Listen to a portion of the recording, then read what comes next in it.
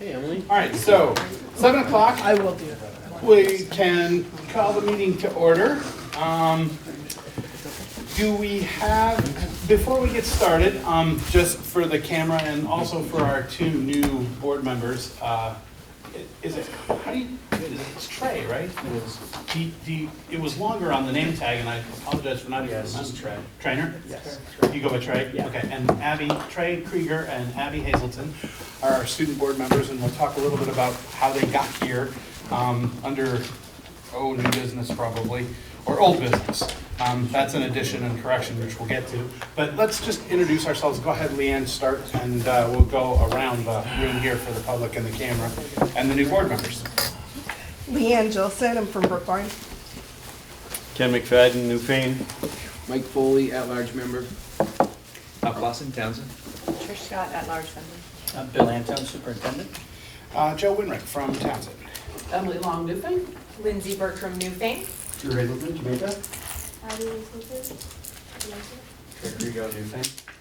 Bob Siegel, London Gray Principal. Lori Garland, Central Office.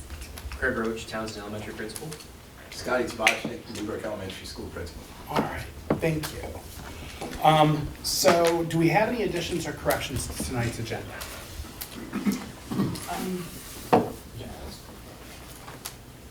No, but I'm, maybe during correspondence, I'll add something for the next meeting.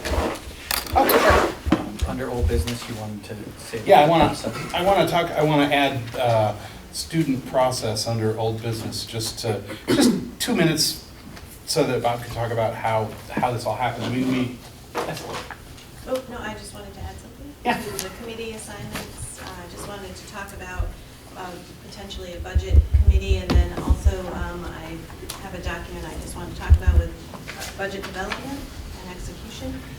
do you want the budget development and execution under the committee piece, or under like new business as we talk about how we're going to do the budget? Sure, there. Okay.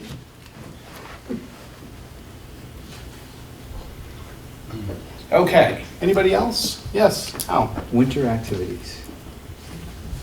Like to discuss winter activities? In what context? Just kind of heard through the grapevine that we may have a shortfall. Just wanted to explore options. Okay, so we probably need to task somebody with something there and get a report back. It's not a big discussion.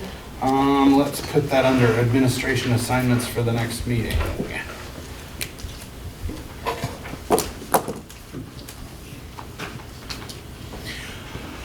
Okay, anything else? Alrighty, so the first, we agreed at our retreat to go through, to create board norms and just go through them at the beginning of the meeting. So these are the norms that we agreed at the retreat that we would conduct our meetings on.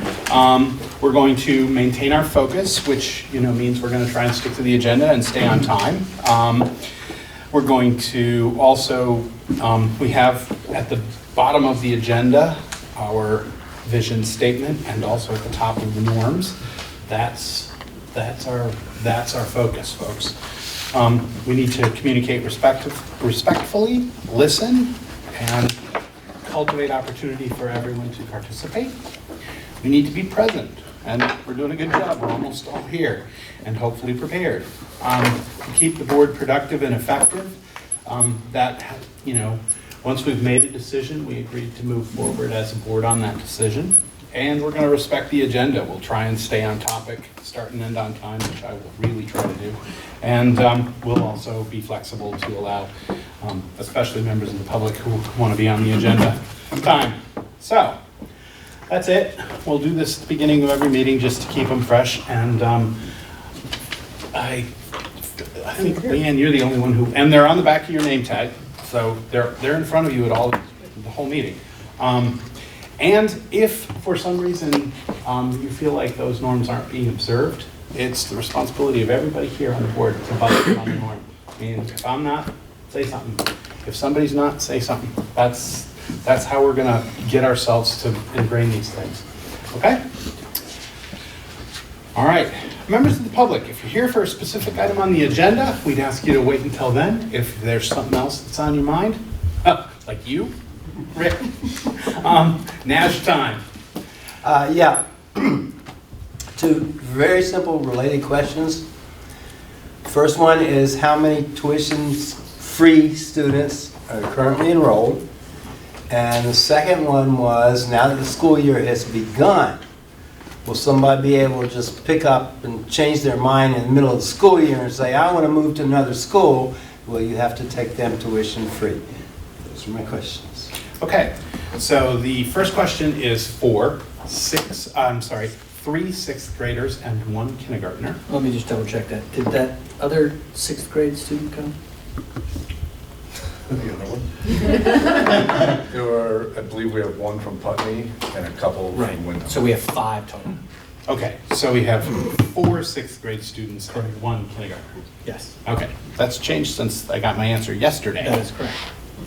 And the second question, the answer is the choice process has run its course.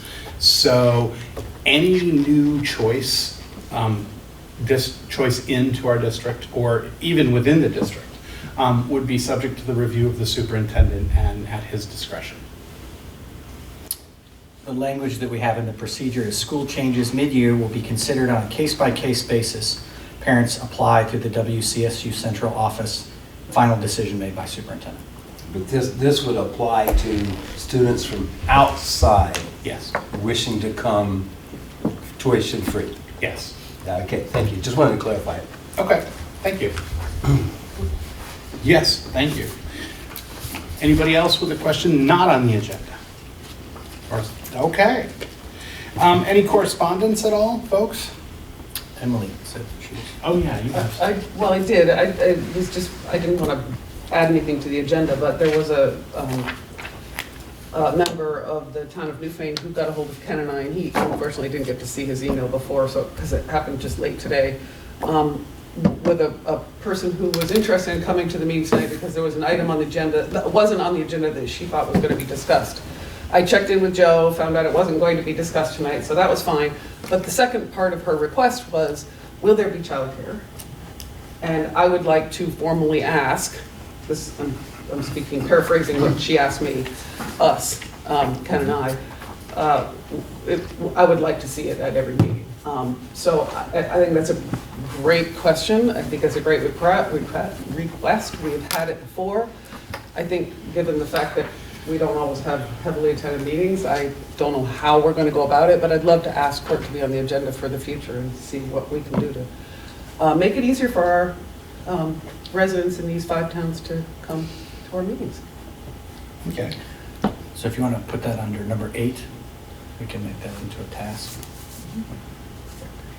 I was going to say we can put that on a future agenda for sure. Okay.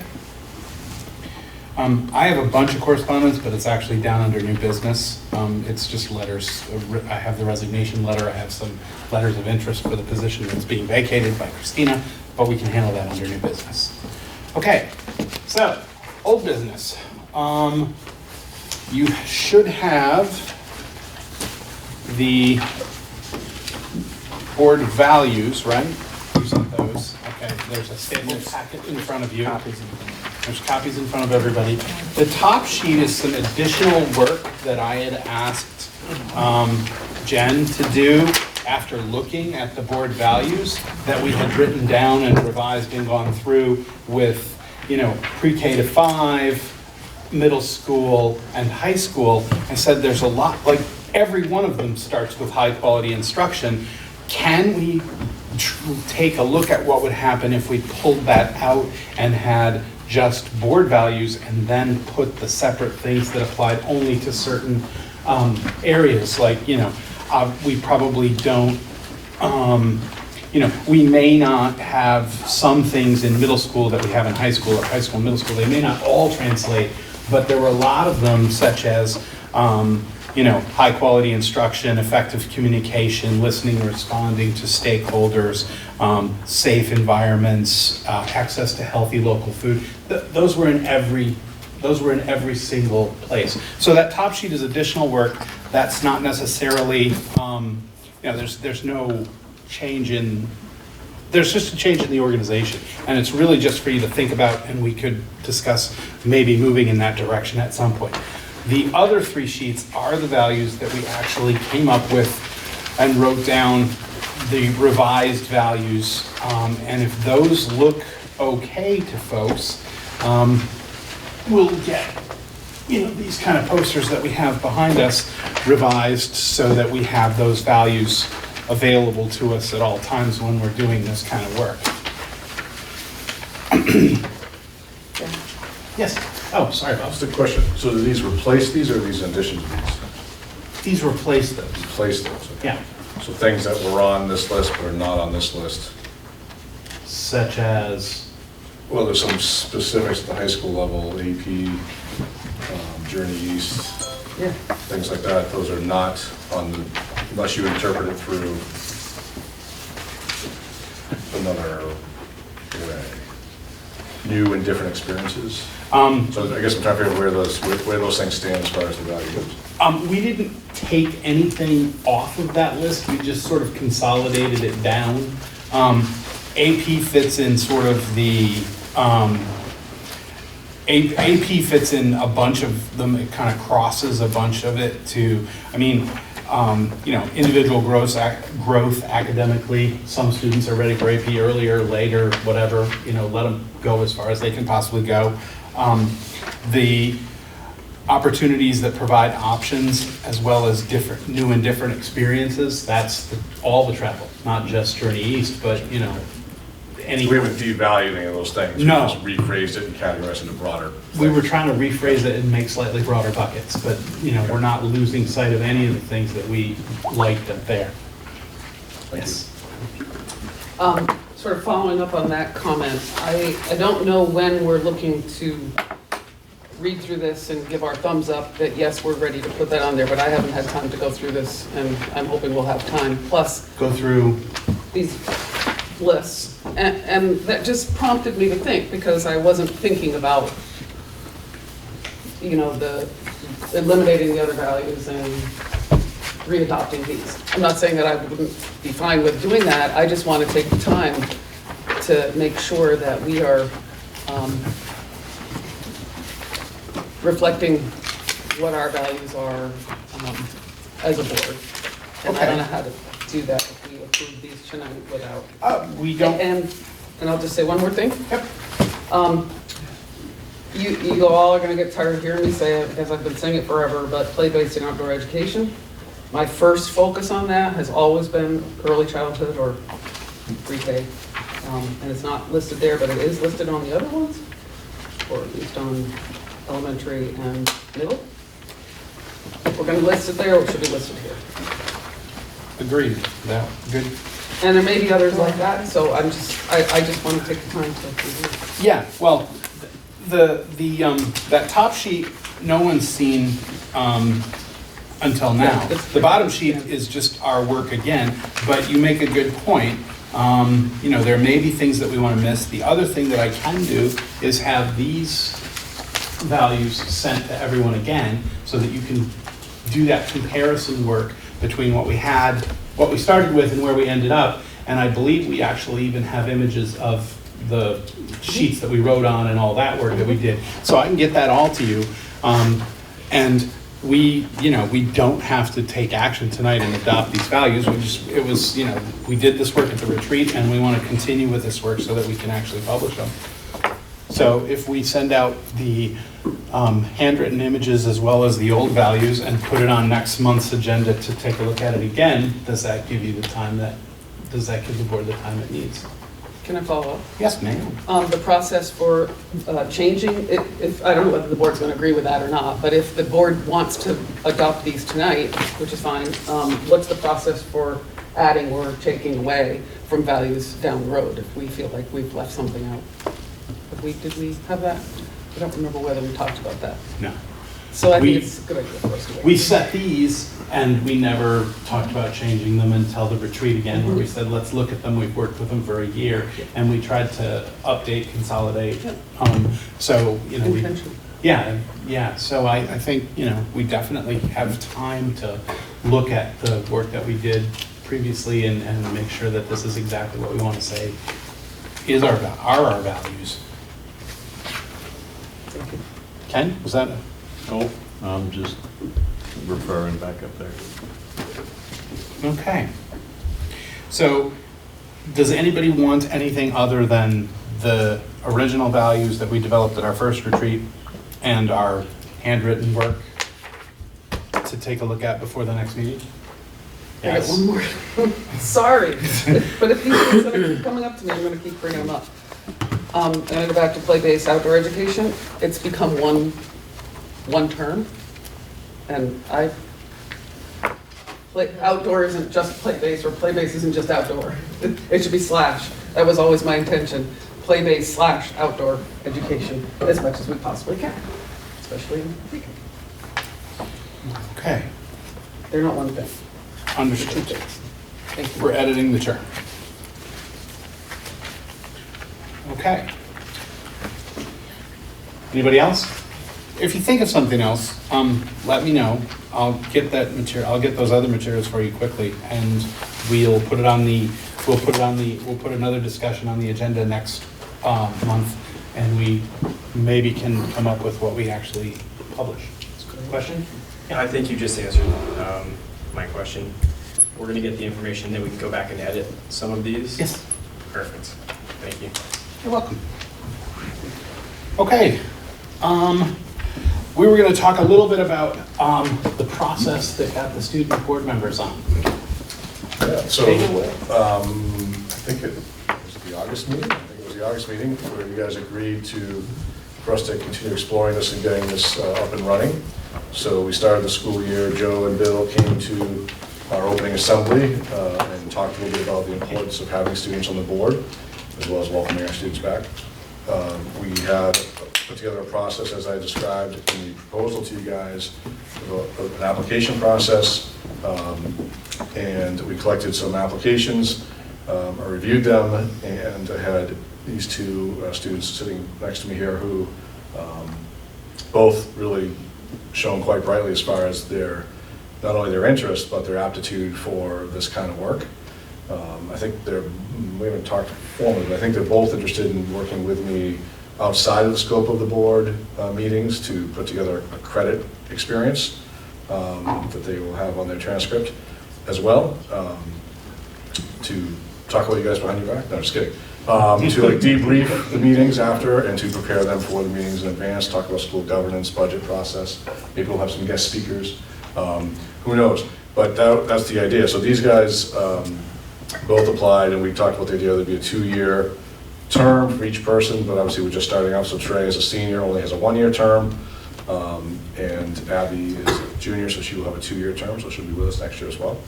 But I want to thank them for their interest in doing this. I want to thank you guys for this possibility for them to be here. And I'll be here to kind of keep bugging folks, but I want to emphasize that we want them to be a legitimate part of the board process to the extent that they can be. We know that there's statutory stuff around voting and executive sessions, things like that. But I would encourage you guys all to engage them in conversations that are going to be germane to them. I think like a values statement around what the middle school and high school should be. I think it'd be great to hear from these guys at some point about that. We can talk about it behind the scenes, and then they can come back and talk a little bit about it next time. But really encourage their voice to be heard, and really listen, because I think the kids have a lot to say, and these two in particular are very bright and very articulate. So looking forward to having them here. Thank you. I think we're all looking forward to having them here. The student voice is important, and it's hard to make decisions in a vacuum. So it's nice to have that. It's nice to have that input, and don't be afraid to speak up. So one of the things that we've already talked about was the idea of what do you want from them. I was sharing with them the agenda and the administrative reports, and so they said, well, should we be writing a report, and what should be in it? I said, well, we should ask the board what they want before we just make any assumptions. So I don't know if this is the right time to do so, but I think it would be good for you guys to talk about what you are hoping for from them. Whether you're looking for something in writing in advance, or just presence and then dialogue, or some hybrid. Anybody? I mean, Personally, I don't necessarily think they have to come with a written report. Presence and dialogue. If there's something that, they want to have on the agenda, I would expect them to reach out to me, just like any other board member, and say, could we put this on the agenda? Is this appropriate? And work through the process. But if there's something that, if there's some piece that needs to be brought to the board's attention, or that you feel like you want to bring to the board's attention, you certainly can. But I don't think you need to submit a written report. It's hard enough to come spend 2 hours here and speak up. Well, why make you write too, right? But anyway, what do you guys say? I mean, in the past, we've had students write reports. We've also not had students write reports. And I'm not sure. I think it's just as good if they don't, as long as you come and participate in the dialogue, speak to the issues if you need to. Do that. All right. What do you guys think? I'll honestly do anything the board needs me to. If I need to report, like my mom and I were talking about this before, if I need to report like some of the sports scores and things like that from the week, I can do that. Whatever you guys need me to do, I can do it without much trouble. Yeah, Do something like that. Go ahead. Well, maybe we could sort of play this out. And if you guys want to come with a written report, great. And if you don't, because I go exam weeks and stuff like that, you're probably not going to have the time for doing that. So if you want to do it, great. Or if we decide that we need a report from you, we should ask for it, but maybe not expect it for every meeting. Because I agree with Joe. It's a lot. Yeah, and I think the assignment piece too, the way you guys are doing this with assignments for next time, if there's things that you want to hear specifically from the kids on, Yeah. they will have a month to maybe talk to other students and collect some data and then share some stuff out if you have a specific thing in mind you'd like them to share. I think that would be a good, really good too, so. You already touched on one. I mean, we're gonna go back into values a little bit and publish those. You have that packet. You've got a month or so to take a look at those. You're on the email. I will get you the old as well as the work that we did. And we'd like your input on those. Definitely. Great. All right, thank you. New business. Okay, so I actually have the letter of resignation from Christina Robinson explaining that as a boys JV soccer coach, she's required to resign because it's a conflict of interest. We'll get that posted as correspondence. And then I have 3 letters of interest for the seat that she's vacating, which I'll also post. One is from Jennifer Dorta Duque, who you may know from the Jamaica board. One is from Marianne Bouchard, who's a Jamaica resident who's interested in this, and I'll post this. And the third one is from Keegan Eaker. I apologize. Again, expressing interest in the position. I answered all 3 of the letters of interest, basically saying that the procedure going forward for appointing a new board member was that once the resignation was official, we would accept these letters of interest, and that then this board appoints the new board member to serve until March 2020, when Jamaica would elect them for the remainder of the term, in consultation with the Jamaica Select Board. Looking at the timetable, Jamaica Select Board meets October 14th, and I can go meet with them and we'll try and get them all the letters of interest.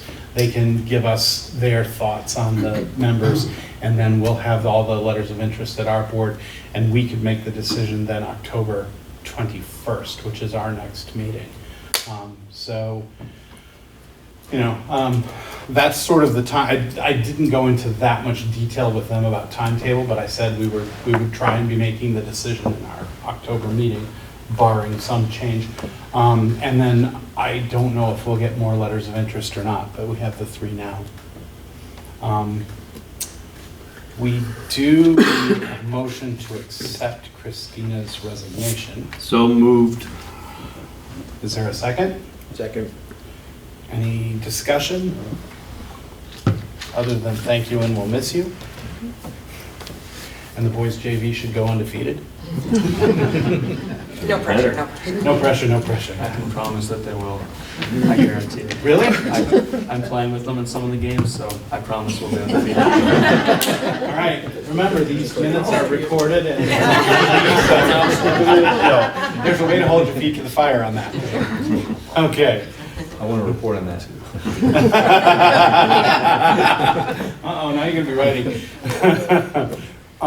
Okay, anything else on that one? All right, all in favor of accepting the letter of resignation, please say aye. Aye. Opposed? Abstentions? The ayes have it. We will not let you go ever. I wonder if we refuse to accept her resignation, would it become not official? I tried that once, it doesn't work. Yeah. The board member doesn't come back. I know. Okay, so that's sort of item A and item B, the process for appointing a new board member. I reached out to Jamaica today by email asking them if I could meet with the select board about this on the 12th. I was hoping to have a response so that I could let you guys know that was what was going on, make sure that was what you'd like me to do, board, and see if anybody felt like they wanted to come with me. A Jamaica representative, but they didn't get back to me in time, so I don't think it's going to be a problem. I can email you and let you know what's going on if you want to like bless that mission. And if anybody wants to come, as long as it's not 5 of us, we don't have to warn it at the meeting. 6, sorry. Thank you. Thoughts, folks? Have at it. Thank you. Being we have a vacant seat, it would be 5 now. No, it's still 6. No, it's still total of the board. But if there's a vacant seat, No, it's still 6. That's why it's hard when you have the board vacant has to seats. fill it. Yes. Because it's 10. Still 6. Okay, so that's the plan. I'll let you know that it's going forward or not, depending on what Jamaica says to me. I'll just shoot you an email and let you know what's going on, but that's the plan. And so I would get you all the letters of interest prior to the October 21st meeting, and hopefully we can have a discussion and make an appointment that night. Oh, I did in the response to the folks that expressed interest, tell them that they were always welcome at any board meeting, but I actually was inviting them to come to the 21st meeting because I figure we're going to be appointing one of them. Can I ask Yes. a question about that meeting that night? Yes. What's the process at night? Formal interviews? I mean, we have more than one person. We are very fortunate to have more than one person. It's fairly unusual that we have more than one person applying for a vacancy. So I'm just curious about what the plan is for that night, and if there's going to be, I'll just go on to say, if there's going to be dialogue between people who are asking to be appointed and the board, we might want to schedule a little time ahead of time to allow that instead of taking up our meeting, let's say meet at 6:30 to do it, or something, I don't know. I'm just trying to allow extra time. Yep, good thought. Just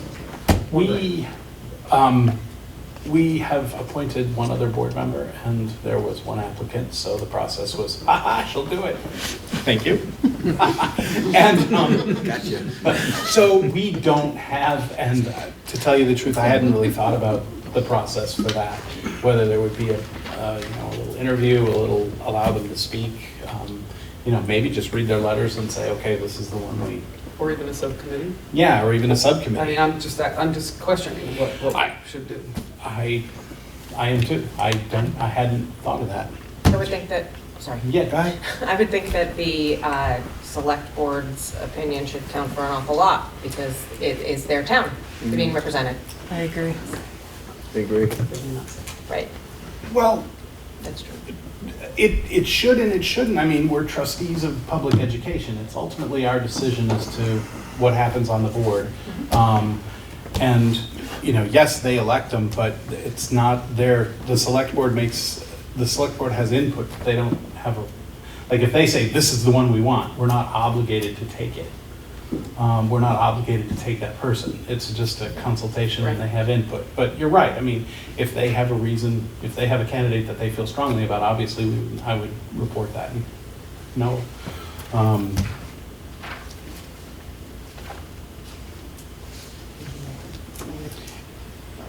Any thoughts on process? Do we, meet them do we ask them to come a half hour early, convene the board member meeting a little early and talk to each one for 10 minutes or so and see what happens? Do we develop a little interview like we would if we were hiring a position and ask them the same 4 questions?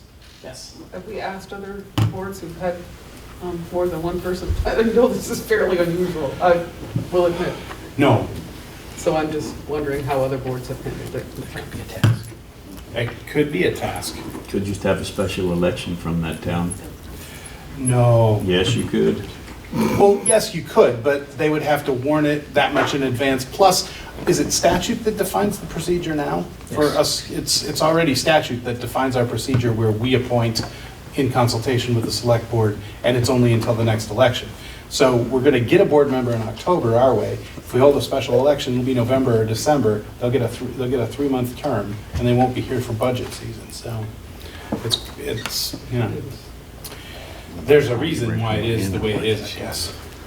But all right, yes. I would like to suggest that we task Bill with looking into what other boards have done if they have been in similar situations, and if he can't come up with something, to wing it really awesomely.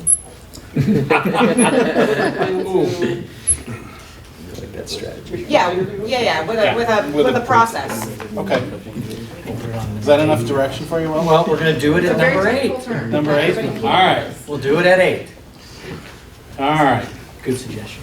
Thank you, Lindsay. Okay, so we good with that? Moving right along. Signing contracts. Bill has a file folder of contracts here that he wants to talk about. These are all the West River contracts that was found that I signed and the person signed, but I had them in a pile to bring to you guys in July, and I did not bring it to you in July, so I still need you guys to sign these contracts. So it is all the employees of West River Modified Unified Union School District. So you guys can look at them all, but I need a motion for the board chair to sign on behalf. All these people are currently employed. They are all currently being paid. I just need you to complete the deal by signing them. I move the chair sign the employee contracts for the West River District. Is there a second? I'll second it. Okay. Any further discussion on this? Discussion? Sure. There's been a question about transparency of signing contracts and making sure that we specify for whose contracts we're approving. Should we in fact go through every named individual so that the record knows who we're employing?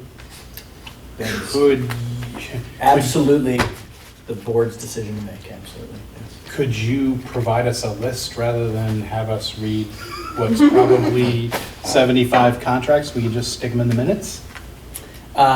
Is this on a spreadsheet somewhere? We could just... Yes, but I agree with Drew and the transparency, so I am fine, either taking the time to just read them aloud now and then provide them for the minutes to be included. I think that might be the most efficient and the most transparent. Do we do that, please? Sure. You just want names, right? Bethany Barton. Do you want to be totally transparent? Chris Barton. Say how much you're paying them to? Rennie Bernard. Patricia Brandley. Michelle Bostrom. Elizabeth Brown. Kevin Burke. Bryn Casamassa. Thank you. Chen Tong. Sarah Sipat. Matthew Clark. Tammy Clausen. Jenna Colasino. Phoebe Connolly. Katie Costa. Mary Davis. Teresa Davidson Berger. Monica Deuce. Dan DeWalt. Rachel Doty. Kathleen Gatto-Gurney. Sarah Grasso. Jason Gregan. Priscilla Halvey. Susan Haskins, Patricia Hines, Gerald Julian Sese, Chris Jers, Susan Jones, Mary Lindsley, Johanna Laskowski-Dope, Mary Martin, Addison Mash. No. Ashley Madison. Mattson. Matson. Barbara Marchant. Barbara Marchant. Karen Meyer. Ed McGrath. Carrie Noble. Rory O'Donnell. Chris Parker. Suzanne Paul. Paw, thank you. James Hexock. Pecksock. Ellen Peters. Jessica Riemenschneider. Craig Roach. Megan Richardson. Jessica Rowan. Heidi Russ. Caitlin Saunders. Anne Marie Scott. Lauren Shockley. Heather Sperling. Scott Kabachnik. Marty Testo. Marty Testo again. Robert Tebow. Joseph Toll. Paul Weber. Joyce Van Camelin. And Bruce Whitman. There they are. All right, so there's a motion to direct me to sign these things. It's been seconded. It's been discussed. Further discussion? That's not all the employees. These are all the unsigned contracts. That's all the unsigned contracts for the West River District. They're not It's signed. good clarification. To date. To date. I mean, we might find To some more. date. To date. Thank you, Lori. Those aren't signed. I know. Okay. Well, I thought you were taking them, I'm like, I gotta sign them. Maybe more coming. Okay, so, all in favor of having me sign those contracts, please say aye. Aye. Opposed? Abstentions? The ayes have it, we're good. Okay. Yes, ma'am. Speaking of transparency, are there other names we should be reading? For other contracts that are previously signed, or we haven't done this process for everybody else, should we? Yeah, when we bring contracts to you, you guys will go through that exact process. Okay.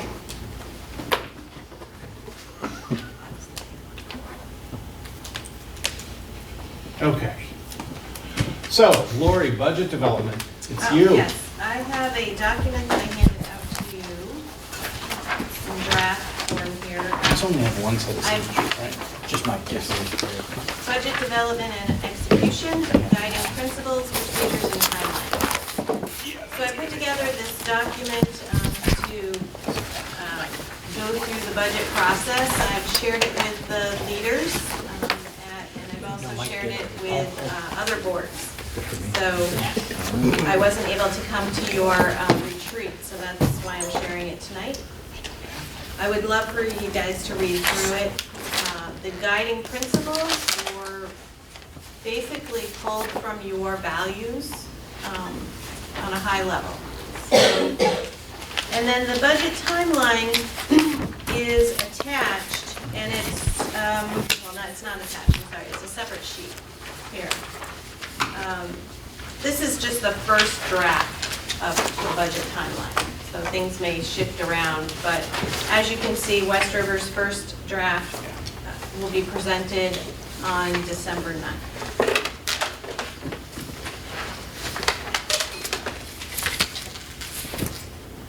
That's all I wanted to share with you.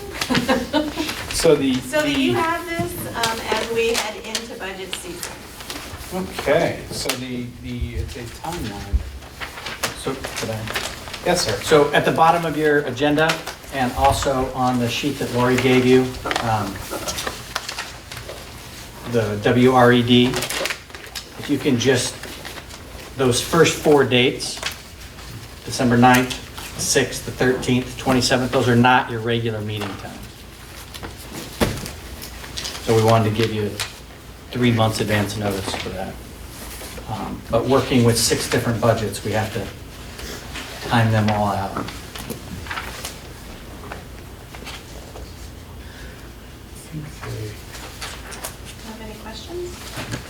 Is this something that you might be able to email, Laura? Thank you.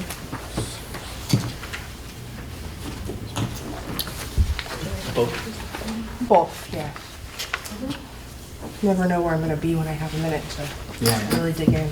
Great. Okay. We'll get that emailed out. Quick question. Sure. Will this timeline give us enough time to get our annual report out with the budget in it? We should have enough time because the usual end date is the end of January.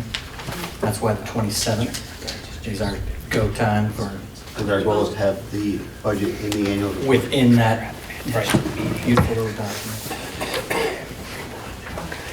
What? Yes? So following up on what Drew's question was, these 4 meeting dates are dates that we are meeting specifically to talk about the budget, so, Yes. right? Yes. And it's very possible we'll wrap up budget on the 13th. Is that? It is, and then it would be necessary. So, right, so I just wanted to say, it doesn't necessarily, we have to be thoughtful about this because we want people to know that, you know, these are tentative budget meetings, we may not need all 4. If we get one done on the 13th, I would hate to have anybody come in on the 27th to say. I just think we have to be very transparent about that, what the timeline is for the budget. So we're going to start on December 9th Ninth. with a draft of the budget and keep pushing forward. We must be done by January 27th. The hope is that we will finish earlier with a budget we all love. Great. So would now be the time to say, Lori, can you try to keep that down as low as possible? Put it under the task list there. Wishful thinking. We're still preparing 2 separate budgets. We can talk about that under the administration assignment.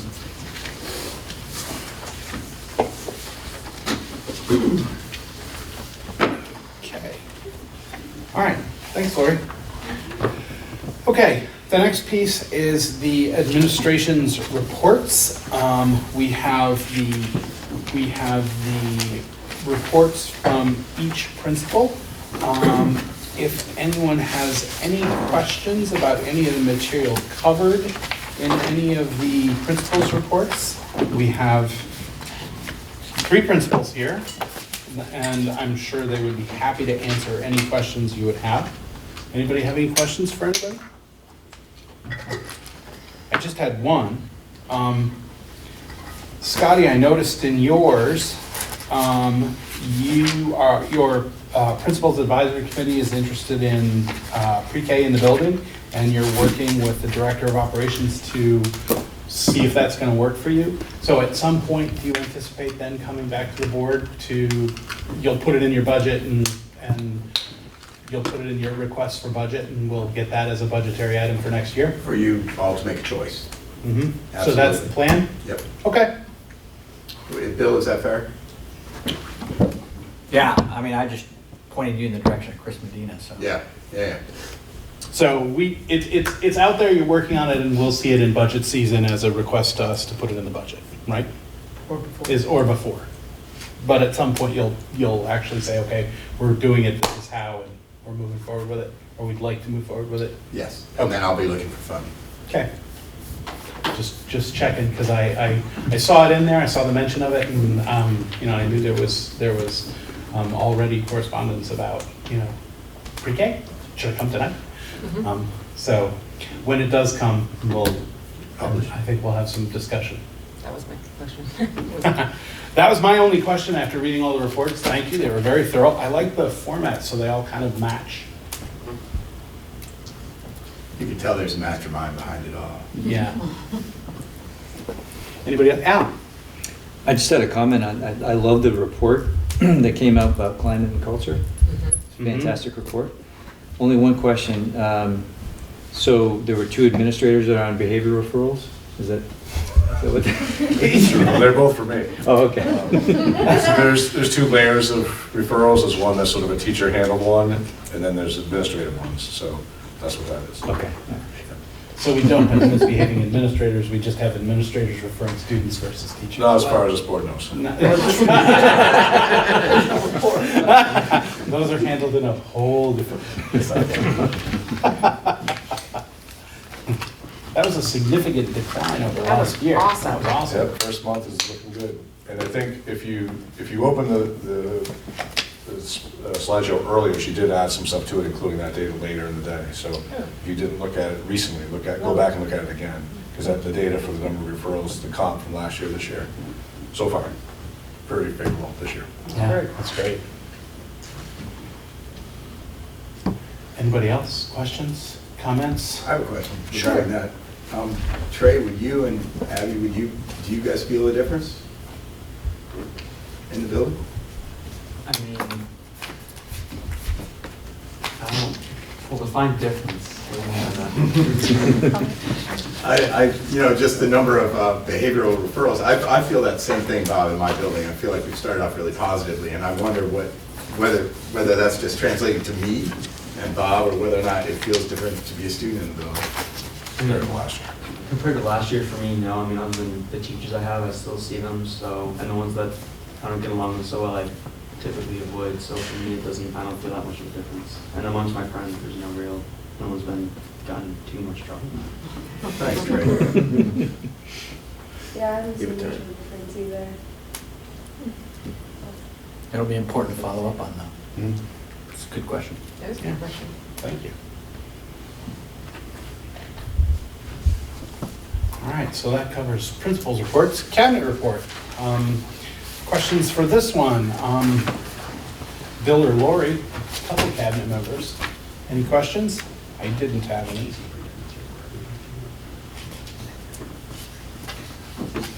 What? You have questions on the superintendent's report? Oh, Passing your report down. you guys got these, right? Abby and Trey? These documents? I got a very big email from me. Okay. Trey left. They'll be back. Okay, so no questions for you either, or Okay, Lori. that's good. Just Kate. Keeping you well informed. Yeah, very well informed. It's amazing, there's this much going on in the first, week and a half of school. It's like, no wonder it's going so smoothly. There's a lot going on. Okay, so we've put a lot of things down under item 8 here at tasks for the administration for the next meeting. One we had put on the agenda as a reminder there was the proficiency-based graduation requirements as a task. That was, we were talking about it before we were planning the agenda, and it was really just sort of a, do we want to task the administration with sort of starting that work? I know the teachers have been working on it for quite a while and have the idea, but we at some point actually have to develop the proficiency-based graduation requirement policy. So the policy committee provided the model policy for you all that you have adopted, but it needs to be updated to add its specificity. So the task, there's a couple tasks. One is the task of taking the current policy, which was adopted right at the very beginning, and making it specific to what is happening at Leland and Gray. And then the second one is just the board being informed about what does proficiency look like at the high school, so you understand the flesh of the policy itself. So, those are the two things that I believe need to be taken care of for the board to actively be involved in that. So that's what I would see as the two tasks. And I would be happy to, and Bob and I, provide some feedback to the policy committee about updating that policy. And then I feel comfortable, Bob and his team, if they received a task from the board, and we could do the date and the time, to flesh out how proficiency-based looks at the high school. That would be my suggestion. Okay. Does that sound like work we need to have done? You have a task? All right, so this is new. So the task, right, is to provide recommendations to the policy committee. Task 1, fair enough? And before we get to that, our policy committee is standing and still exists as it was previous? It currently is in existence as right now, but you guys will get to number 9 and confirm that. Well, actually, one person left. We have 3 standing We members still of have the 3, policy right. committee, right? Mike, That's correct. Lindsay, Ken. Correct. Right, under 9, we're going to talk about what committees exist, what committees we may need to form and give a charge to, and if there's duties for the standing committees now. And, you know, obviously, policy's going to get some. Yes, sir. I might just make a suggestion that one of your 2 student reps might be interested in being on policy. I spent a lot of time on policy years and years ago, and there's an awful lot that helps you understand how and why schools are run as you sit and you talk about these policies. So, just a suggestion. It is. We'll see if there's any interest. There's your department policy. But we're not making you do reports. So That's great. So the task is to. So task is twofold. It's around proficiency-based graduation requirements. One is a policy recommendation to the policy committee from Bob and his team and myself. And the other one is, and we can do that by October 21st, due date October 21st. And the other one is an update on how proficiency is being rolled out in the high school. And I would defer to Bob on what good timing would be for something like that. It could be October as well. On the 21st? Yeah. Are you looking for, I mean, there's some of the members here who are on the Leland and Gray Board have already had a presentation from me before about sort of the nuts and bolts of what it is, but I'm happy to do that part again as well. So sort of a tutorial around what it means and then where we are in that journey. Is that what you're talking about? That's what we need, yeah. October 21st is fine for that, if you guys want to put that all in one meeting. All right. So if you're gonna have that ready for that meeting, then we're gonna have to warn a policy meeting for a half hour before. You that. are on number 9. Good man. Okay. Good thinking. So there's Chair. There's the admin tasks. There was, we had talked about something. Winter sports. Winter sports, yep. So we want to have you. well, we got to hear from Al. Yeah, Right. do something with that, yeah, Al. Yeah. I was gonna say, we want to have you do something with that. So Al, what do we need, what do we need? So I heard through the grapevine that there's a shortfall in winter activities. Define shortfall in winter activities, please. As in a budgetary shortfall in winter activities, or a need for funding Funding to, support winter activities. Approximately, Bob could help me out, but probably around $3,000, give or take. Give or take.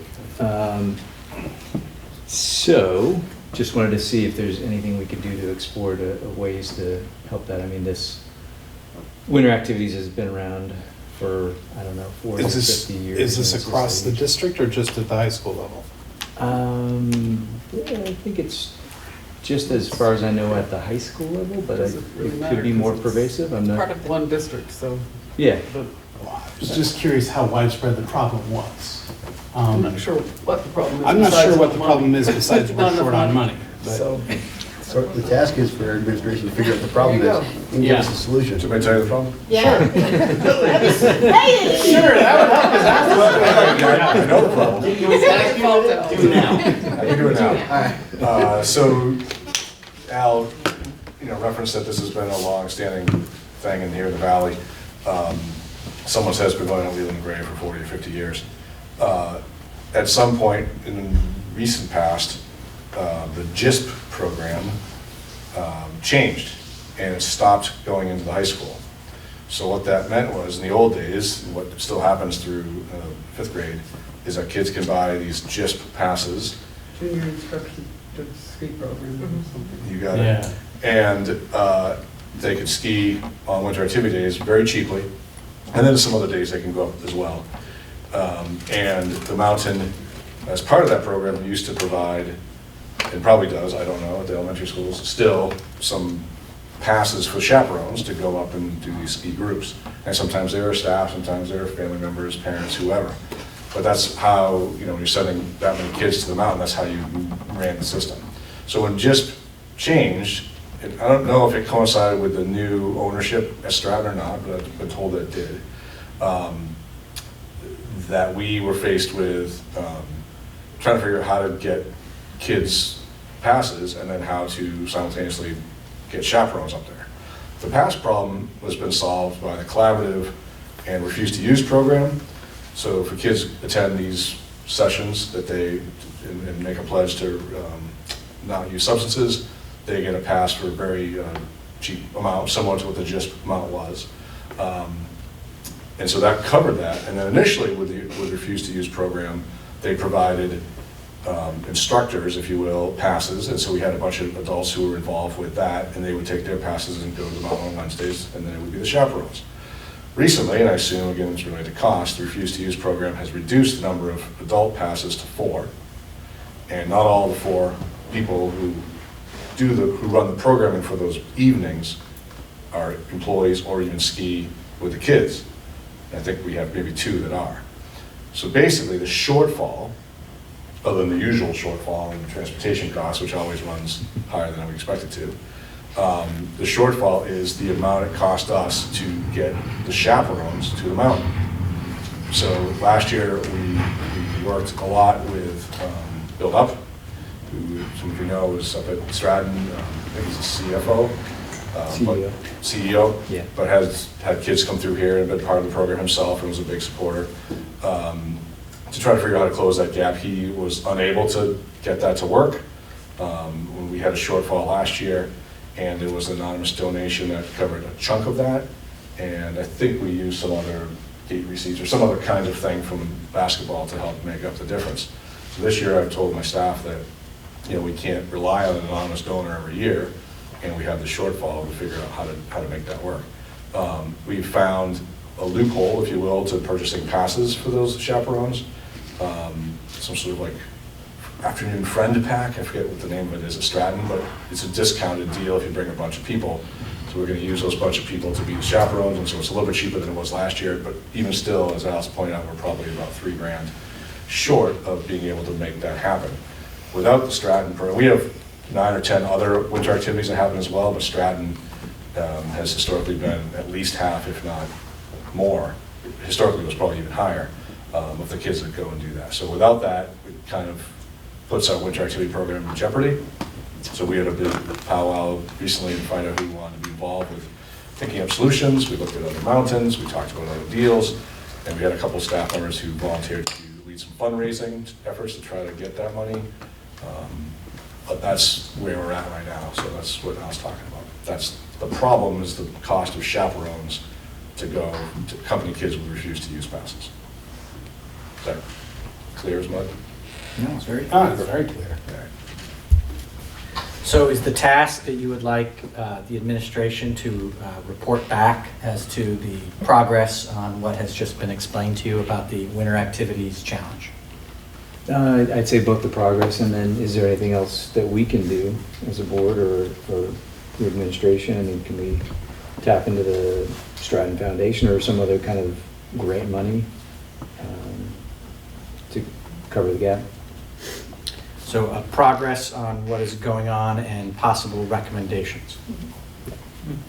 What is the timeline on purchasing the tickets, the discounted tickets that you're needing to? I think you can do them the day of, but the ticket sales for those passes will went up November maybe. We can purchase them in advance. We wouldn't do that because we would, if we have a cancellation, we wouldn't want to spend the money if we didn't use it. And I guess one of the things that I'm unclear about in the new district is, I mean, I don't believe historically Leland and Gray has had any local money go into the program. I don't know what other districts did prior to the merger. And so I would just ask that you guys considering all of this together as an equity thing, if there's local money going into this in any way, if that's what people are thinking about, or if you're really just talking about grants and other types of donations. So I don't know. I just want to put that out there because I know I think the equity is a great point. something to think about. Yeah. All right, we can deliver that to you. 21st? Yeah, what am I doing? I'm just reporting where that committee stands at that Yeah, point. and I'll collect something together to have. Anybody else sense me getting tasks this meeting, or is it just? Sounds like I Lori, you and I just got one. All right. Yeah, we should task Bob to figure that out. How to get out of tasks, that's my next task. Well, don't you just go back and delegate these down anyway? All right, next one, childcare. Emily, what is the task you would like? It was just a request, and I didn't want to have a big discussion about it tonight because it wasn't on the agenda, so I just was Sure. hoping that we could have that conversation at a future board meeting. I said to this person who asked, that again, it's not like our meetings have been always, sometimes we have a room full, but often we don't. And we have provided, have we not provided? Periodically. Yeah, but it's usually on an as-needed basis, basically, because we know there's a big topic. And there's gonna be a lot of people, but we don't always know that ahead of time. And the request was to provide it, have it available at every meeting. I don't know how to do that, so. So you. The feasibility of that. You can task Yeah. us with the feasibility That's what I'm of what the, hoping. okay, and we'll report back on October 21st. Yep, because I wasn't even sure how we did it in the past. I think that in the past when we've done it, it's been, I'm sorry? I think it was high school. I was gonna say, Community it was done as a community service Right. thing. Phoebe took it, Phoebe was the staff member who was usually involved, and then it was some high school students doing some community service kind of stuff.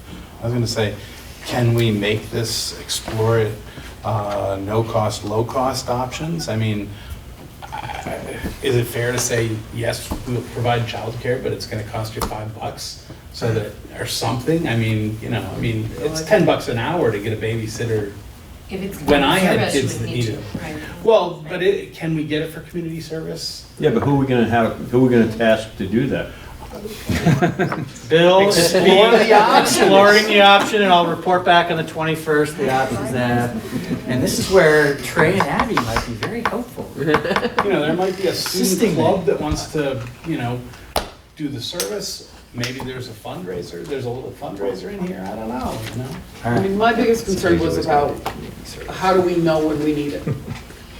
So in the past, we've done it like during budget season, we've done 2 or 3 when we have a big pre-meeting before Act 46 things, we've done that. Right. But we have never done it on a regular basis, but that doesn't mean that that can't be investigated and report back to the board.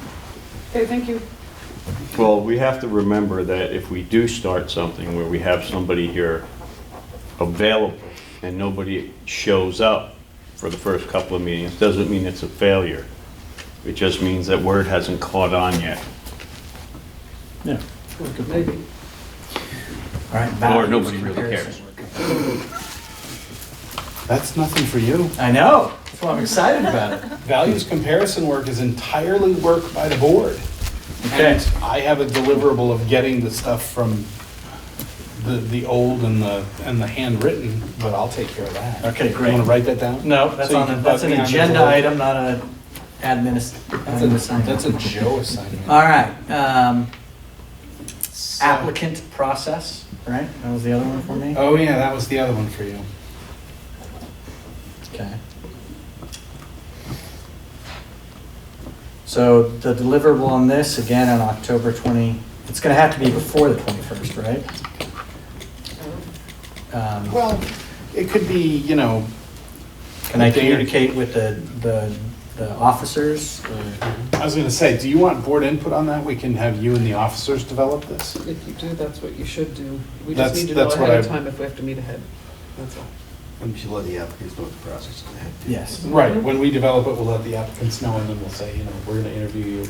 All right, so I'm gonna make the due date on this October 1st, okay? And I will do the research on different processes, run it through the officers, and the board is gonna allow the officers to decide on that process?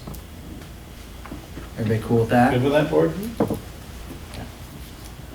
So process, board, October 1st. All right, and then so once we have the process in place, we'll have some idea of how many applicants, And we'll and we'll communicate communicate how much early on the 21st we'll have to meet to give them a chance to talk to us, to go through the process. Okay? Any more? Yep, one more. Oh, the two budget question. Yes. I just had to look at my notes. So I can give you I can answer Drew's question in a short answer. I might be able to deliver the deliverable tonight. So right now, we are set up by our Articles of Agreement. We are bound to have two votes, a K through 6 vote and a 7 through 12 vote. Unless the Articles of Agreement are amended, that is the way that your budget has to be presented. The only way to do that is to build a pre-K through 12 budget and then to artificially separate them by equalized people.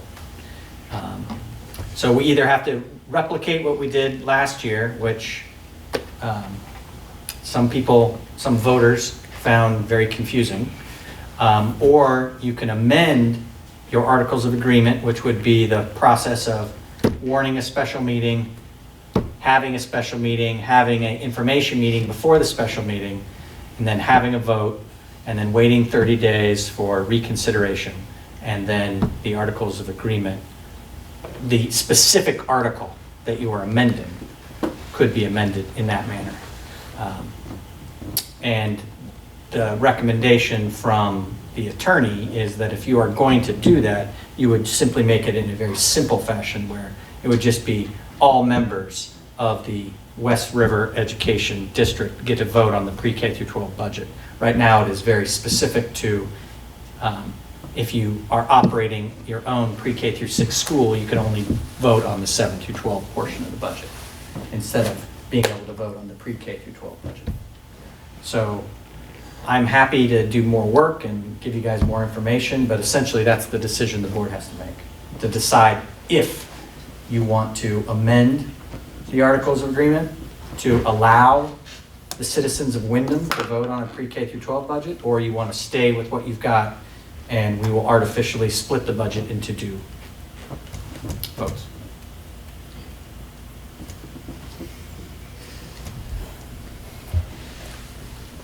Yes. Lori? What? Oh, I'm sorry. What's easier for you? Well, we all know the answer. Thank you for saying that. Oh, that's easy. We knew that last. One budget, let everybody vote, right? So that's question one, what's easier? We all know that, right? Yeah. And what's easier for the public to understand? I think those are 2 pretty important questions to weigh. Yeah. You have thoughts? Yeah, I'll just follow Al's with my own thoughts. I have absolutely no problem with having this one budget and having Wyndham voters vote on the whole thing. My biggest concern actually right now is actually around our voters and the burden that they've been feeling, having to get out and make so many changes so quickly, so many times to the ballot box, so many challenges that they've been facing. And it just feels like one more burden. And I'm not suggesting that we shouldn't do it because of that. I just want us to be mindful of what we've been asking of the major changes that we've been going through in the West River District. And, you know, we have done our absolute best to make sure that we have minimized that, and it still has been really challenging. So I just lay it out there for everybody to think about when we make the decision. But personally, I'm fine with one budget.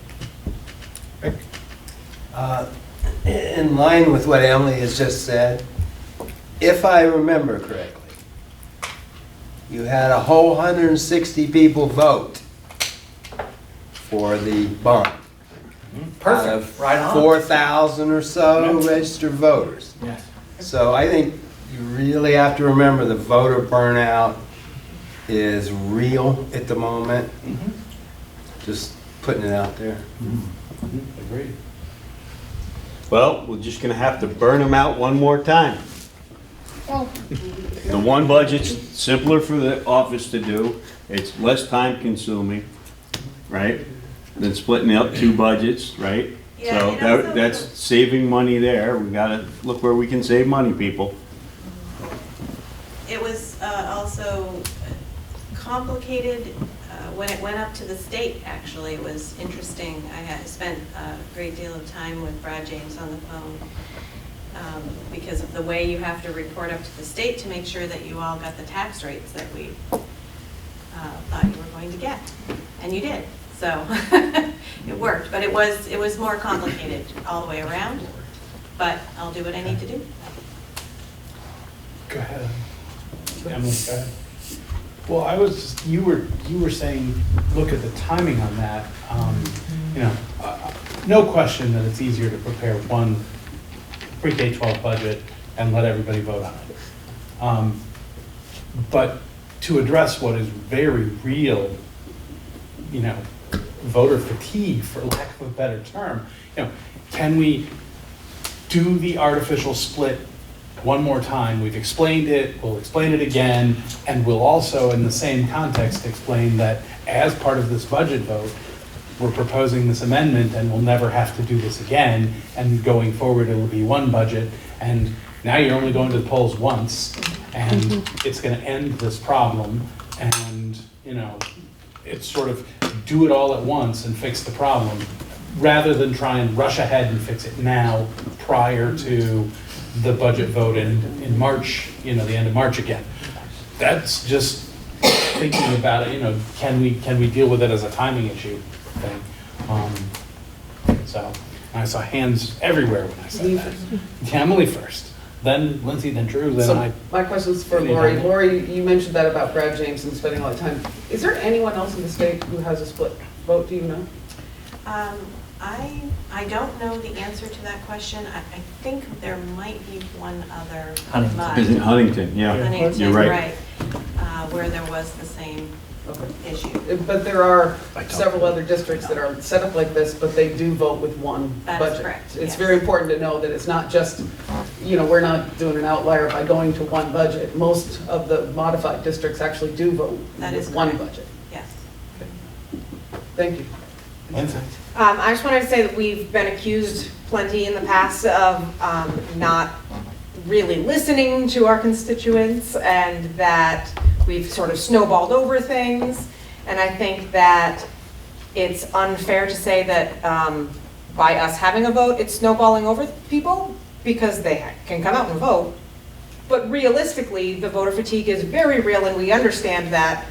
And it's a little like not hearing everyone's opinion about not getting everyone's opinion in the vote, because we know that not everybody that normally would vote is going to get out at this point.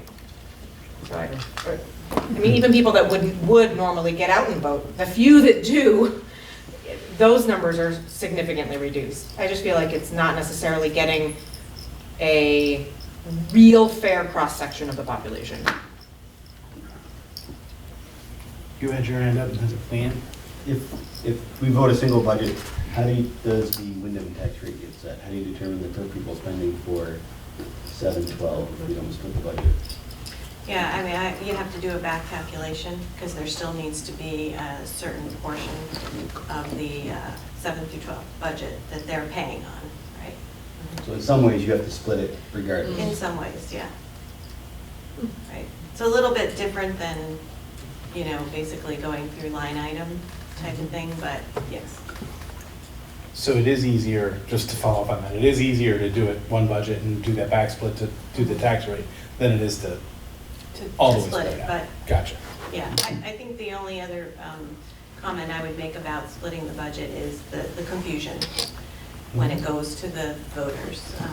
But they have had one round of it, so, you know, and I think that we need to be careful, or I need to be better equipped to explain the split this year. Yeah. I was just thinking, well, it's definitely, I agree, one budget, much simpler, much less confusing to the voters. I have heard so many comments regarding the voter fatigue at this point that I honestly don't know that we could get away with another one without a revolt at this point.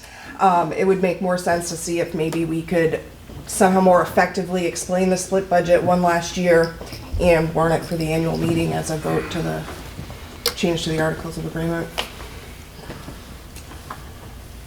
Yeah. When would we need an answer by? I mean, you warn it, you wait 30 days, you have it. I mean, you need, on a tight timeline, you need 70 days. I mean, you don't have to have an answer on the 21st. I mean, you could have the vote in January and have 30 days to pass.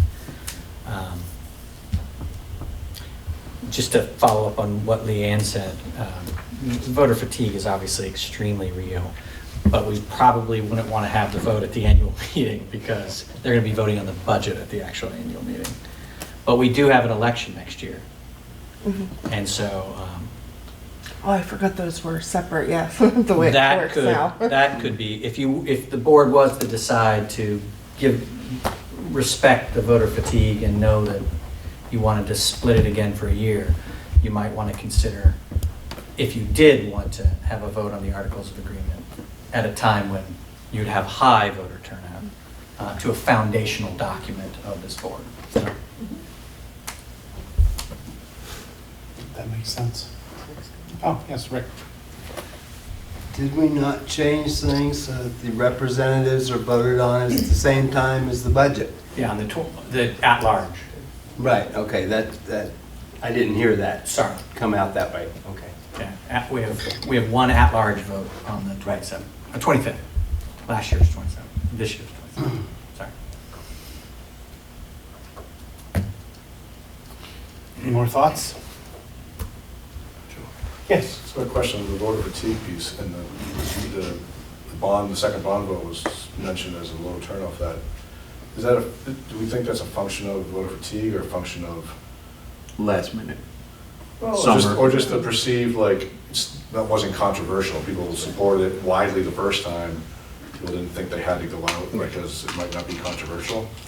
And I would also add to that, the split vote initially, that you may recall, there was some level of controversy floating around that had nothing, well, some people believe it had nothing to do with the budget itself, but other things that were happening, board decisions. So I'm just asking, I guess from a clarifying question, when people are hearing from folks about voter fatigue, is there a root cause of that that we can really analyze, or is it really just people don't want to come out and vote? You know what I mean? Like, what do we think that's really about, or is it really about the actual act of going out and voting? Not only, I mean, maybe it's a more rhetorical question, but I just wonder if that could help inform, if we knew the answer to that, it might help inform which direction you go with that. I'll just, Go ahead. from my perspective, the low turnout isn't the reason why I talked about voter fatigue, from my perspective alone. And I do agree, I think some of the reason why that was low is because I had people say, oh, I didn't vote because I was sure that, we were saving money. Why wouldn't people just get out and vote yes? And, I think there was some of that timing as well, the time of year.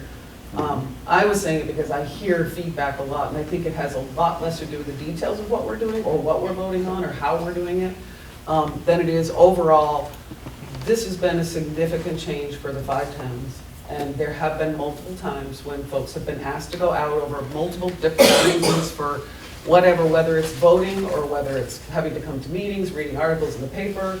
There's just a lot of change. And let's face it, Act 46 has been pretty controversial, especially in our area.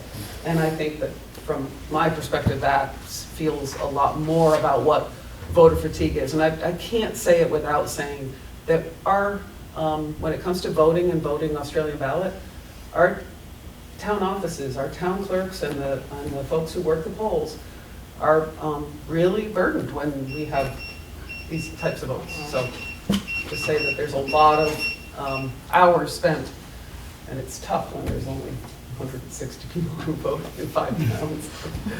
Yeah. When I went in, I had in the town meeting, one person came in while I was in there, and I was in there a while, and thank God the people who work in the polls had books with them to read. That was a long day. Ken? While I agree that there's been a lot of votes this year, this is a whole new process, this whole new merger, and I think that the one budget is more important than worrying about if everybody's getting fatigued on voting, because it'll answer a lot of questions before the vote. In other words, well, we had this article, this article, this article. It'll be, this is the budget, this is it. It's not split, there's not gonna be 100 other articles on with just the budget vote. Hopefully, it should just be the budget vote this year. And it'll be one simple vote, people can get out, vote, and understand what they're voting on, and there won't be any confusion.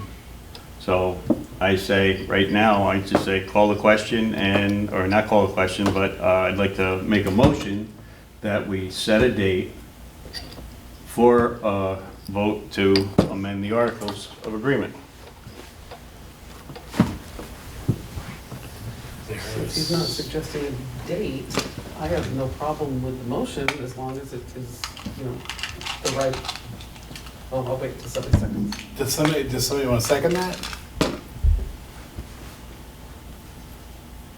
I'll second it so we can discuss it. How about that? There you go. Could I make a suggestion? Sure. What if it wasn't a motion, but it was a task that I came back on the 21st with a proposed layout, a whole plan layout? I could have the warning correct, I could have the date that it could happen, and then you guys could have a discussion about whether that made sense at that time while gathering input from your constituents over the next 4 weeks. Well, if something like that were to happen, I might just withdraw my motion. You, and then you, or you and then you, I don't know.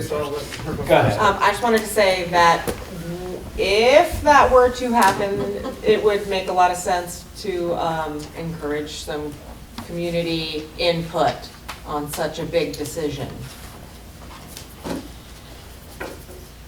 And your thought? My thought was not day, but dates, potential dates, because, I'm still not convinced that this is the time. I'm not convinced of what's the right timing yet. And so coming to us with a recommendation of one date is pretty limited, I think. So it would be great to have options for dates. Okay. So Bill's making another task on his list.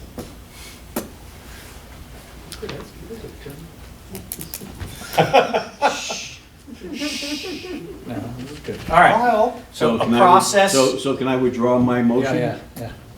Yes, yes, you Yeah. can. Would you withdraw your second? Okay. Yeah. Okay, the motion is withdrawn. Bill has another task to Come come up, back with a recommendation. process, warning, and dates for amending the articles for discussion and possible action for the board.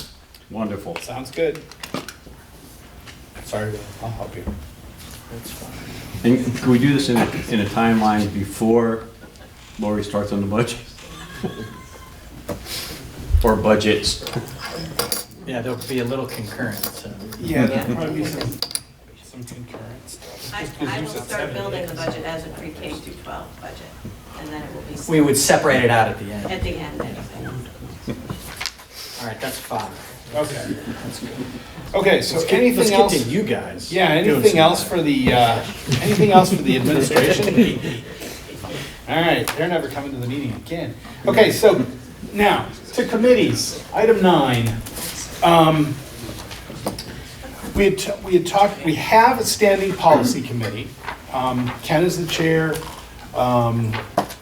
Mike and Lindsay. Hey, that one. Your name flew out of my head when you gave me the eyebrows. I saw it go. Who are you? Are members of that committee, and we also have a building committee that is Al, Drew, and myself. Yeah. Well, before, I will have something. Okay, I gotcha. So the question is, the building committee has an existing charge. We've been working with the director of operations. We're going through, what the facilities look like, and we're scheduled to actually come back to the whole board prior to budget season and give a recommendation as to what we need to do with the physical plants before the budget gets built. the policy committee got the proficiency-based graduation policy update as an assignment tonight, and I believe there are still outstanding some of the recommended policies that have not been gone through and adopted by us, right? We've got all the requireds, but we haven't done all the recommendeds. And they're apparently, according to the VSBA, that all just changed. I know. Yeah. Did you read that? Yeah. It's done. Yeah, so. I think I would just So- do the Oh, of PVGR one. Oh, my goodness. So there is work for that I committee. printed it out. We had discussed at the retreat, Lori had asked about a budget committee, and one of the things we'll get from her is the actual sort of what you're looking for out of that committee in terms of work and charge and everything. And then we had also talked about having a committee to engage in some communications things. And, you know, do we need that committee? Do we have a specific charge for that committee? We had discussed again at the retreat, these committees were not necessarily standing committees, but were, you know, ad hoc, formed with a task and then would go away, with the exception of policy, which, you know, there's always going to be policy. So I guess, you know, we can confirm the membership on those committees. You know, it was suggested that one of the students might want to be on the policy committee. We can have up to 5 members on a committee without it being a quorum of the board. So that was what I wanted to comment on. I think if we're going to have standing committees, and I agree policy should be, and I think we did talk about maybe building for the time being is a standing committee because there is quite a bit of task. So we could take that one on as a standing. We know budget is annual, but not necessarily standing. And I think we had a conversation during our retreat that it might be good to cycle different board members from year to year because, you know, it's a learning process as well. And I think that would be helpful for Lori and her office. If we're going to have standing committees, though, I think we should be trying to appoint 5 people for those standing committees. I think it would be useful and helpful. It doesn't mean we'll always have 5, but I just think it would be more useful and helpful and a better representation of the full board when you have the 5 on the committee. If you can't get 5, that's fine, but I think it would be a good idea for standing committee. Okay. And I love the idea of the student. Okay. So, given that policy is a standing committee, we've got 3 members. Assuming they're all willing to continue, do we have anyone else with interest in serving on the policy committee? Student? What would that committee be doing, just so I can understand a bit more, please? So we have, there are policies that sort of govern how things work. There are required policies that, you know, you have to have a hazing policy, a bullying policy. And it's written for you, and basically we go through it, make sure it makes sense for the, there's very little editing work in there, and then we adopt that as our policy. There are also some recommended policies, and I'm trying to think of something off the top of my head that would be recommended. Ken, can you help me? You're on your own. You're the chair of the policy committee. You answer this question. Well, we did the school choice policy. Yeah, we did the school choice policy. We're not- Don't have to have it because you don't have to have school choice, but the policy committee did the research, they looked at some other districts that have school choice, figured out what made sense for us, talked about, you know, limits that they might want to put on, and how do we deal with this situation, and what happens here, and, you know, how does it work if you live in Townsend, you have the automatic right to go to Townsend, or, you know, and once you go to Newfane, you have the automatic right to come back, and, you know, they sort of talked all that through, composed the policy, made the recommendation to the board. The board asked a couple of questions and said, yeah, thank you. They end up doing some of the deeper work that the whole board doesn't necessarily have the time to do in a warned meeting. So the policy committee, or the committee warns its meeting, does that work, reports it back to the board, and the board, you know, might ask some questions or something, but we trust the committees to do that deeper look at something, and then, you know, look for a recommendation and take action on it typically. More questions? I'm not sure I did a great job of explaining that. You but- did a great job, Joe. Thank you. That from the chair of the policy committee. Al? So standing versus non-standing committee, what exactly, I mean, to me, policy is a standing committee, right? But they don't meet every month. They may meet periodically. If there's like a whole bunch of new policies that we have to adopt, they might have a stretch of heavy work. And then, so I guess what would that be the definition, right? So budget is a non-standing committee. Is that just defined by the fact that it's strictly during that 4 or 5 months period that you're working on the budget? Go ahead, Ann. From my view, policy is how we operate.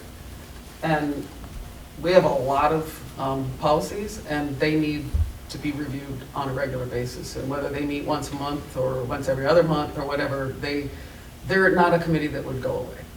You know, because we always need to update and revise and create and eliminate policies, because that's how we operate here. We operate by policy. We're a policy board.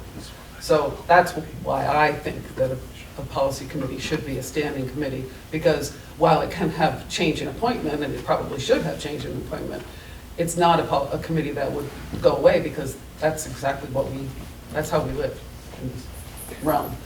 Totally agree with you, but I mean, I think budget would be also a standing committee then, Yeah, because we're never not gonna have a budget committee. Standing committee with a really long time frame. Yeah, I mean, that's fine, I'm fine with that too, just, I mean, it's all about never- scope Yeah, right. and what we charge the committee with. So maybe they should all have 5. At a maximum. I mean, frankly, that's how we always operated. Everybody got assigned a committee. The Leland Air Board, everybody had two assignments. Yeah, they did. Well, and like there's history here. We talked about it a little bit. Leland and Gray got rid of most of its committees because the committee would do the work and then the board would want to redo the same work. So as long as we agree that we're charging the committee with a task and we're not going to then rehash it entirely, we're saving ourselves time and energy. And, we're trusting the committees to do that deep look. The difference between standing and ad hoc for me is basically, we're always going to have policy, right? And I guess we're always going to have a budget, but the budget committee is going to have a pretty specific charge of working with Lori just to have a deeper understanding, and especially if we're rotating members through every year. I mean, maybe we always have a budget committee, but the membership changes. So I don't know if that would be a standing committee or not. Policy committee, we can have the same people on policy committee because they like policy. For a long, long time. If they like policy, I mean, so we're back to sort of, membership on the policy committee. Ken, Mike, Lindsay, anyone else? Did you twist an arm? If you want to try it out, you can try it out. Abby's in? Thank you, Abby. Anybody else? We usually meet a half an hour before a scheduled meeting, so just so you know. We try not to split up everybody's, more meetings different nights. Anybody else interested in serving on the policy committee?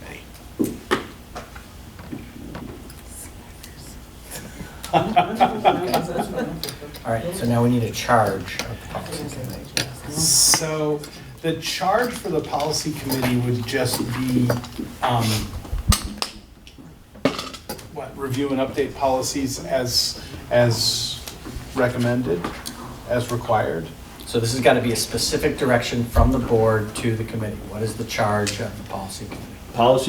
Policy review is usually done every 3 to 5 years. I would recommend doing it every 3 years versus 3 to 5. So review and recommend policies to the board? That's part of it. There will be a specific charge now too. Well, and that, create as necessary or whatever, because we want a proficiency-based graduation policy updated. Would you like the policy committee to make a recommendation for their charge? To present to the board on October 21st. Ooh. For the board's consideration. For the board's consideration? How about that? Sure. I like, that's their task. All right, you hear that, There's your Ken? first task, guys. You have two Run that by me. tasks. Run that by me again? My task is to figure out my charge. Your task is to figure out how to word your charge. I mean, you know what you're doing. You know what you're supposed to do. It's not gonna change from what For you've the been. board's from what consideration. you've This is been. official, I got it in writing. Just write it. Good, right? All right, go All right, so the building committee. Yes. We have 3 people on the building committee. Do we have other interest in the building committee? Trish? I'm not on for 2 because I don't think I can do budget. Because of timeline. Well, that's 5. We can do that. I just feel like everybody should step up on some committee, so I feel like I have to step up first. Okay, It's hard enough. okay, so we've got 5 on the building committee. Okay, so the building committee's task Is to write their is to- charge. is to write a charge for the consideration of the board by October 21st. Okay, thank you. Thank you so much. Who's on You, me, that? The others, oh, Al, it's Al and- Drew. trying to get some Trish. to write a charge who's chair. Isn't it Drew? Drew is the chair. He's gonna be really thrilled. That's what I was trying to get at. Drew's not in the room, so we might have to get him to do that. Okay, The yep. charge of the budget committee. Lori, Yes. in order to actually form this budget committee for you, could you help with the charge on that a little bit? So people know what they're signing up for? I mean, we'll form, like, when do you want it, what do you want them to actually do for you? Is it a year-long standing thing that you're gonna be working with them all the time, or is it just a 4 or 5 month shot? What are you looking for? So Yes. how I would envision a budget committee would be actually fairly short term. I think that it really is leading up to the budget. I was thinking somewhere in the vicinity of 4 meetings. And the first meeting would be to just review, when we first do the budget, we're bringing in, information from all different areas, and it's just a basic review of the budget. And then the first draft is presented. But in that first review, it would be great to have the budget committee really understand where those numbers came from, right? We talk about equity, and your values, and do you see those as board members in the budget, right? I mean, that's an important thing for you to be able to identify.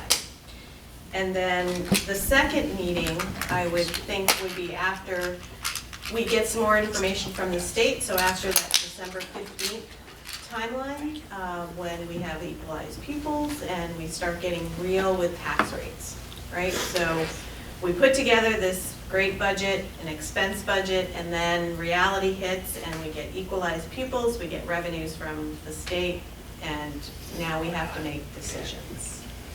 So, that type of pre-work with a budget committee would be invaluable to understand, where those numbers come in from, what they do to the tax rate, and then be able to help explain it to everyone else.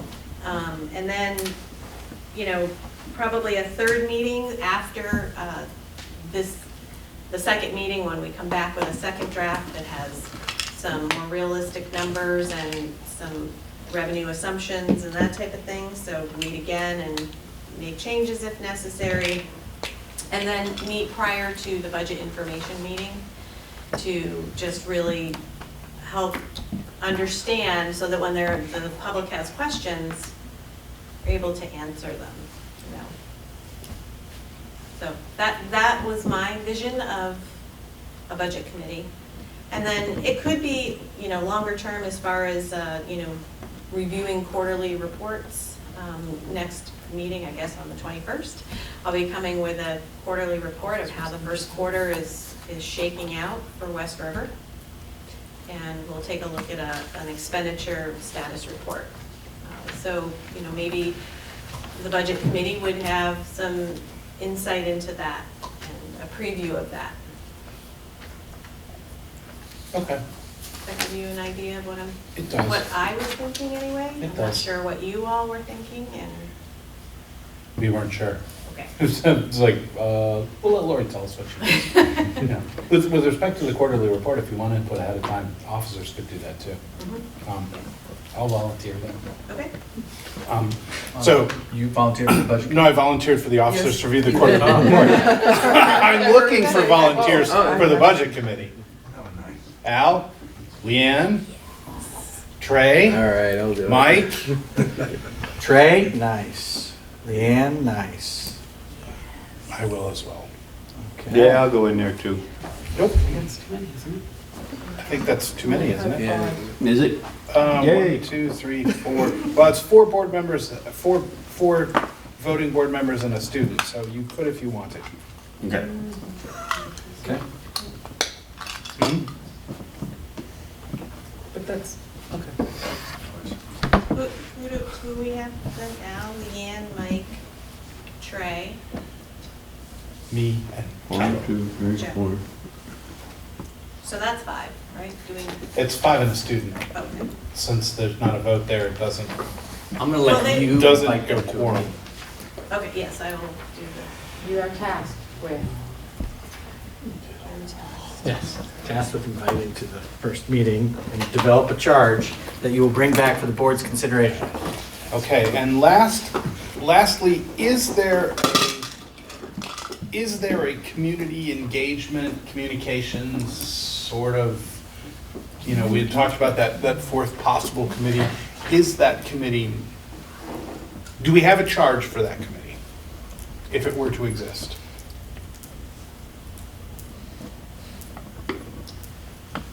And this came out of a conversation that almost every bit of feedback we shared at our retreat was we need to improve communications with our community. Right. So with Schools this need to board communicate that- better, board needs to communicate Just trying better. to do it for the Right. public so that Right. we all. I You think know- Drew would sign up for this one. I know Drew would I'm not pretty sign sure up for this. before, he said he was, right before he left, I think Yeah, that's what he yeah, said. community. No, this one was Make one sure he you said sign he me would up not for be on. Well, and we said as a board, we needed to do a better job of this, and we need to encourage this. My question isn't, does it need to happen? It's, if we form a committee and, you know, whatever we call it, what's the charge for the committee? What are we tasking them with doing? That we're not gonna all do as a board, you know? I mean, we all know that we need to communicate, you know, we need to try and communicate effectively with our constituents. The schools need to communicate effectively with their parents. I mean, we heard communication struggles, you know, across the board at every level. So, you know, it's not necessarily, it's just, what do we tell them, what do we have them working on if we form them? Not necessarily, we don't need to do the work, it's just, you know, and maybe we don't know exactly what that work is yet. I don't know. Or do we just need to refine the procedures we do now with the public? In other words, basically, we're warning everything where we should be warning it, correct? All 4 schools, the town offices, and, Three right? places in each town. Right. So we're warning correctly, so we're posting correctly. Are we putting up all the school Facebook pages and websites? Right, they're all up, Very good at that. right, so that communication is already up, we just need to make, I want to say, we need to make it more apparent to the public that this stuff is out here, this is where you need to look. Does that make any sense? We already have places for them to look, we just need to let them know where to look. So is that somehow a job for a committee? That's what I'm saying, do we really need a committee for that?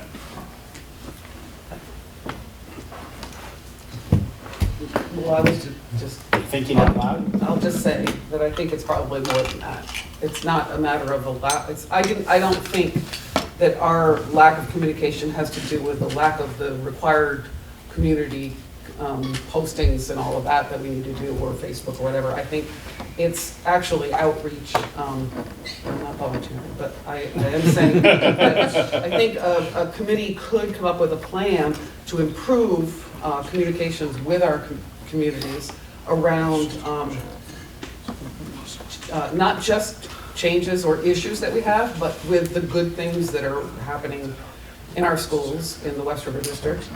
And I don't know when the timeline of this needs to take place, or whether we even need to do it now, but I think given the conversation we had, I think a plan for increasing transparency and figuring out better ways for outreach into our communities to allow them to feel more comfortable and connected to our schools and the work we're doing is a good idea. That's all. So maybe something like going to a festival, like a heritage festival, having a table there, and being able to communicate with the people. Yeah, I mean, so I was Just going, as an I was idea. going higher than that and saying just, this is the kind of thing we would ask a committee to come up with. Ideas like that. I think that's a great idea. And there should be others. I think we just found our chair. That would make 3, no way. I only got 2. So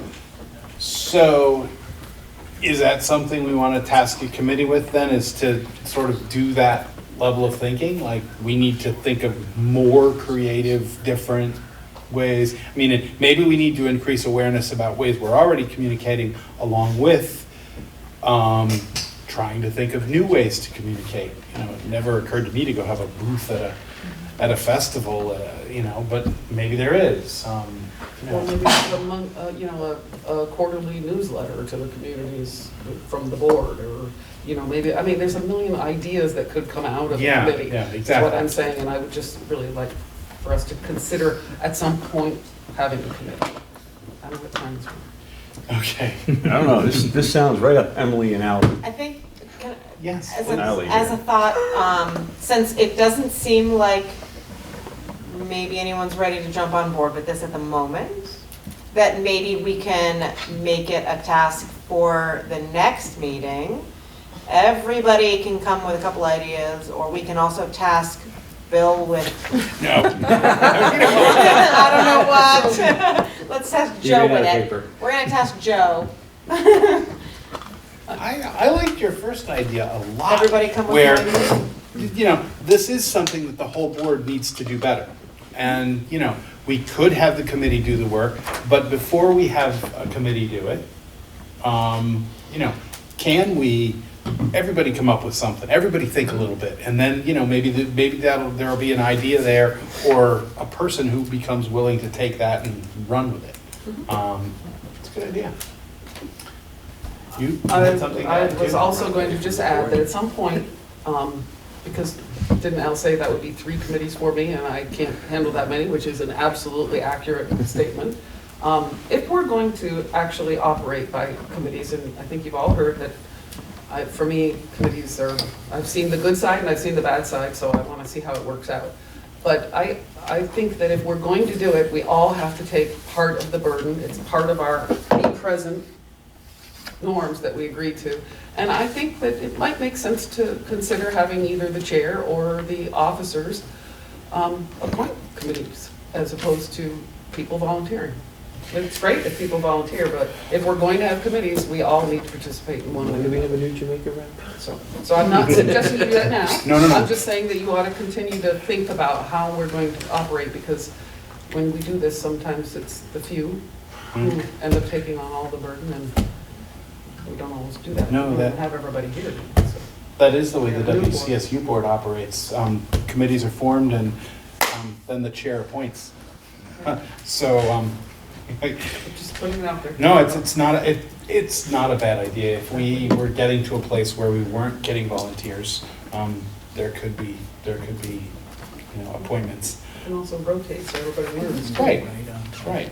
So if we actually go out as a whole board task and come back with, you know, tasks for community outreach, expanding our communications, whether that's, a way to focus current channels of communication or make them more available, or an entirely new way. If you can come up with one or two, we'll discuss committee assignments, but that's a whole board assignment. So we've made it through. Are there any other possible committees? That was what we wrote, that was what we had discussed at our retreat, but I mean, if something jumped up and down at someone, I wouldn't want to go past. All right, so, the last piece is the consent agenda. I'll make a motion to Um, approve the consent agenda, The pay orders got their 2 reviews, right? which Okay. includes the minutes of 8:19, 9:3, and 9:4, and the pay orders. Second. All right, all in favor of approving the consent agenda, please say aye. Aye.